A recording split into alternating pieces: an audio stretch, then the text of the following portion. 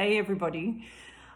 I was just on Instagram and I saw a post and I commented on it, and I wanted to share with you that conversation because I think it's key for kind of understanding what's happening right now and how we've been kind of programmed into this over a really long period of time. So Matt Lawson asked, as have many people, I've heard it a lot, how come my really smart and intelligent friends aren't seeing what's happening right now? And here was my answer. I'm going to read it out to you because it's probably more succinct than if I sort of try and do it again. So here is what I said. Because people have been taught that intelligence means being able to understand information that is presented.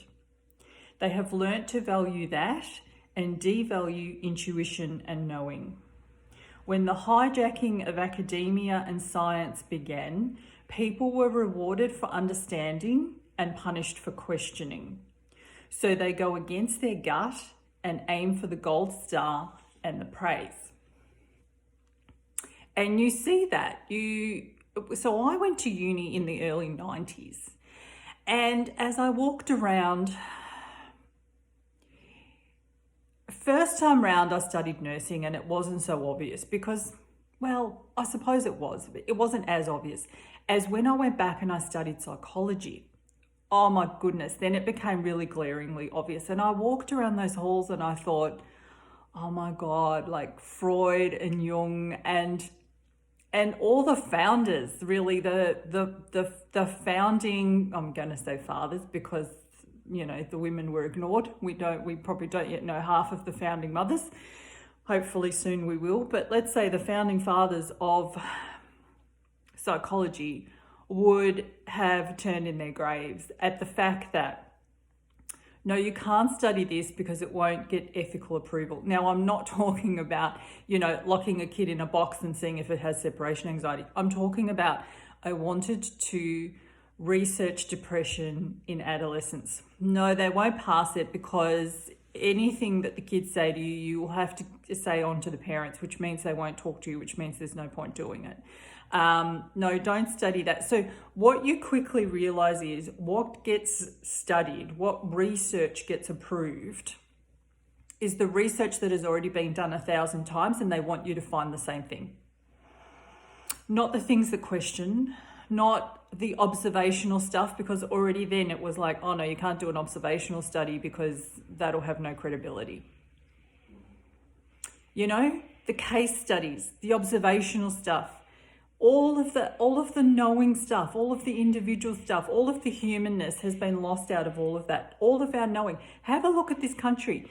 In Australia, we allow our country to burn every single year more and more, rather, I mean, okay, there might be reasons for that. I'm not saying there aren't, but let's just say it is climate. Let's just say it's mismanagement of the forest. Let's say that. It's mismanagement of the land. We would rather let it burn, we meaning white people, would rather let it burn than look to the Aboriginals who put their hand up every single year and say, we know how to do this. Yeah, but no, but you haven't studied it. And this devaluing of knowing, I saw it myself.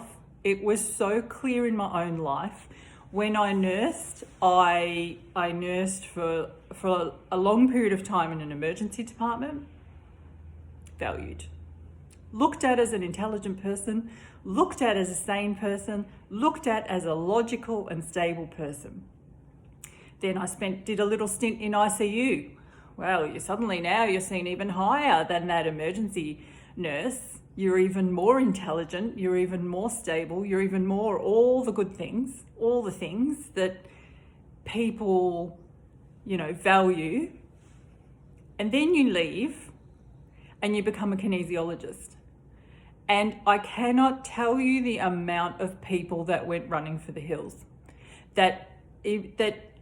Now nothing had changed. All my life, I have spoken to God. All my life, I have had a response. All of my life, I have seen spirits. All of my life, I have been guided by different beings. I have sat in meditation. I have had beings come and sit next to me, hold my hand and have whole conversations with me. I have been able to see through walls. I have been able to do readings for people all of my life. But from one day to the next, these people looked at me like I had grown another head, like I was now suddenly some kind of crazy, freaky-ass person that had most likely lost the plot. She's lost the plot. Don't have anything to do with her, maybe because maybe they thought it was catchy. And this is how we have gotten to this point. Because just like the church always taught us, look outside yourself for the answers. You can't possibly be connected to God. You can't possibly be connected to a higher being or a guiding spirit or any of those things. You can't do it. We have to do it for you. We do the thinking for you. Academia and science became the same thing. And in science in particular, you questioning anything means you're anti-science. You are now anti-science.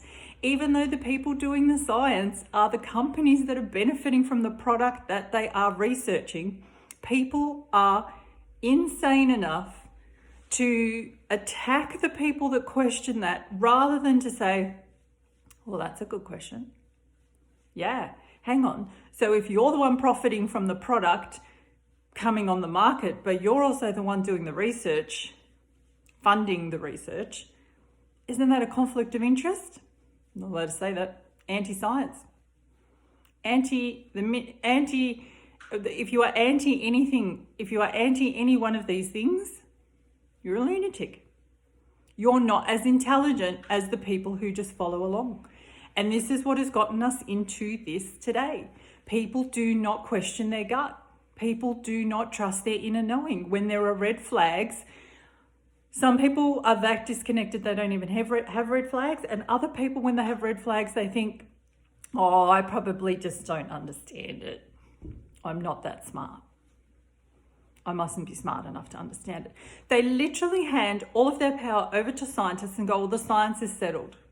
What science is settled? Who are the scientists? Who's funding the research? What do you mean it's settled? When is science ever settled? Nothing's ever settled. If things were settled, there would be no advance ever. And if things were so settled, then how come we're still giving so much money to research? Nothing is settled. Nothing is ever settled. And everything is always individual and run it by your own gut. So, I just wanted to talk about that today. And I wanted to talk about the fact that if you're the outsider in a group, if you're the one left thinking, how come I'm the only one that sees this? It's okay. It means that you are connected to your knowing enough, not necessarily that that it might be completely clear to you or that you figured it out. Look, listen, none of this is clear to any of us and none of us have figured it out, right? In a sense, there's nothing to figure out yet because we're still in it, right? So nobody's got all the answers. Don't feel you should. But know that it's because you're connected enough to your inner knowing and to your gut that you are trusting that and that those red flags are alerting you that something here is not right or something here is not right for you. And you know what? Trust that. And the more that you value that, the more you feed that, the more you nourish that. Don't go around thinking, oh, it must be because I don't understand. Because that emotional intelligence, that whole gut intuition, that knowing has been lost and it's been at our detriment and it is coming back now. It is making a resurgence now and there is a big fear over that because you can't manipulate people who have their own inner knowing, their own inner compass and their own inner sense of what's right for them. All right, you're hearing my dog on the beanbag. I'm going to take that as it's time to go. I hope that's helpful for you today.